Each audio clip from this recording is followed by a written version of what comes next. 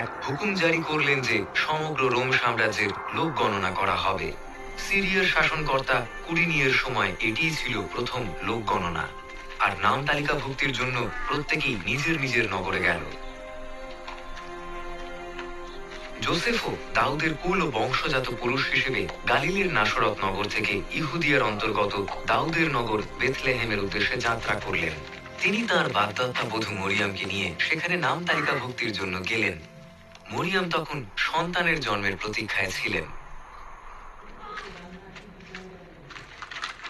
তারা যখন সেখানে ছিলেন তখন সন্তানের জন্মলগ্ন ঘনিয়ে এলো।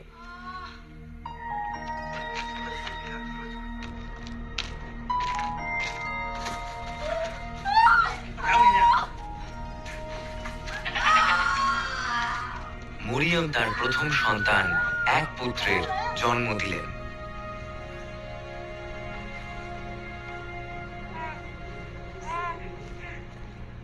এবং শিশুটিকে কাপড়ে জড়িয়ে জাবপাত্রে শুইয়ে রাখলেন, কারণ পান্থনিবাসে তাদের জন্য স্থান ছিল না।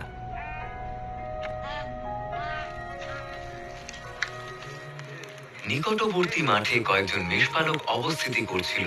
তারা রাত্রিবেলা তাদের মেষপাল পাহারা দিচ্ছিল। প্রভুর এক দূত তাদের সামনে আবির্ভূত হলে তারা ভীতচকিত হয়ে উঠল। কিন্তু দূত তাদের বললেন, ভয় করো না, আমি তোমাদের কাছে এক মহা আনন্দের সুসমাচার নিয়ে এসেছি। এই আনন্দ হবে সব মানুষেরই জন্য। আজ দাউদের নগরে তোমাদের জন্য এক মুক্তিদাতা জন্মগ্রহণ করেছেন, তিনি খ্রিস্ট প্রভু। তোমাদের কাছে এই হবে চিহ্ন, তোমরা কাপড়ে জড়ানো এক শিশুকে জাবপাত্রে শায়িত অবস্থায় দেখতে পাবে। হঠাৎই বিশাল এক স্বর্গীয় দূত বাহিনী ওই দূতের সঙ্গে সম্মিলিত হয়ে ঈশ্বরের বন্দনা করে বলতে লাগলেন, ঊর্ধ্বতম লোকে ঈশ্বরের মহিমা, আর পৃথিবীতে তার প্রীতির পাত্র সব মানুষের মাঝে শান্তি।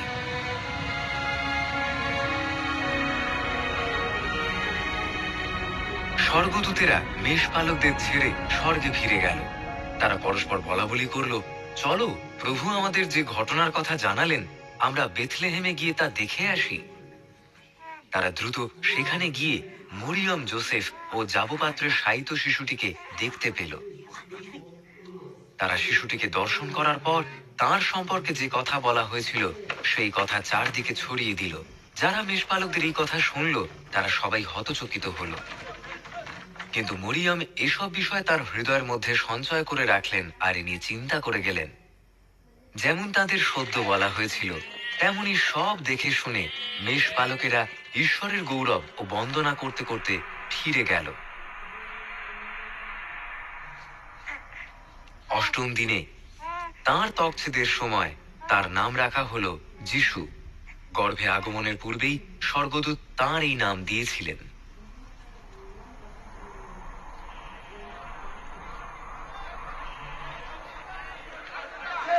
মোশের ব্যবস্থা অনুসারে তাদের সূচীকরণের সময় পূর্ণ হওয়ার পর জোসেফ ও মরিয়ম যিশুকে জেরুসালেমের মন্দিরে প্রভুর সান্নিধ্যে উপস্থিত করার জন্য নিয়ে গেলেন। যেমন প্রভুর ব্যবস্থা লেখা আছে, প্রত্যেক প্রথমজাত পুরুষ সন্তান প্রভুর কাছে উৎসর্গীকৃত হবে, এবং প্রভুর ব্যবস্থা অনুযায়ী তাঁরা যেন এক জোড়া ঘুঘু পাখি বা দুটি কপোত শাবক বলির জন্য উৎসর্গ করেন।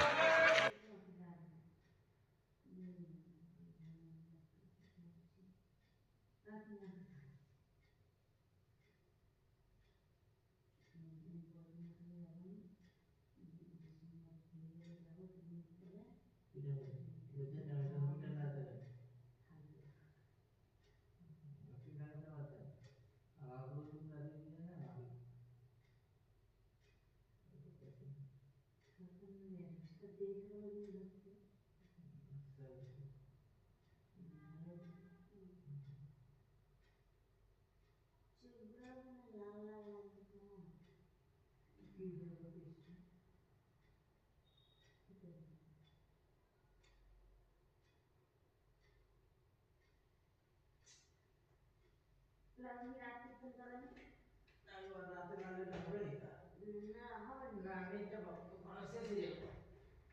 কিন্তু রাত 12টার পরে আনলিমিটেড দিচ্ছে। কি খাচ্ছে না